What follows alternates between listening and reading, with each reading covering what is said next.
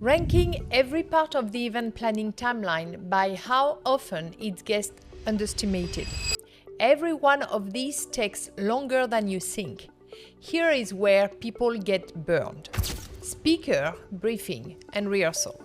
10 out of 10. Everyone assumes the executive will be fine.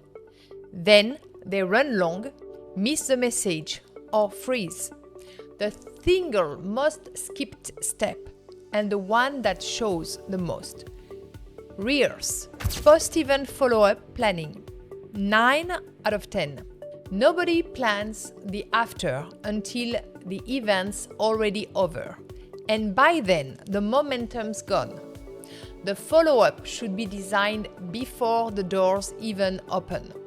It never is. Venue sourcing and contracting. 8 out of 10. We will just book an hotel. 6 weeks and 40 email later. Availability, negotiation, and the fine print, it months. Start earlier than feels reasonable. Guest communication and logistics. 7 out of 10. The invisible mountain.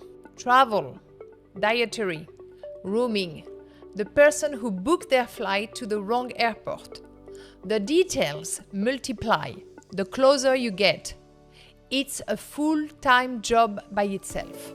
Run-off show development. 6 out of 10. People think it's a schedule. It's actually choreography. Every transition, cue, and end of time to the minute. When it's tight, the day flows like water. When it's rushed, everyone feels it. There is no such thing as we have plenty of time in events. Start everything earlier, you will thank me.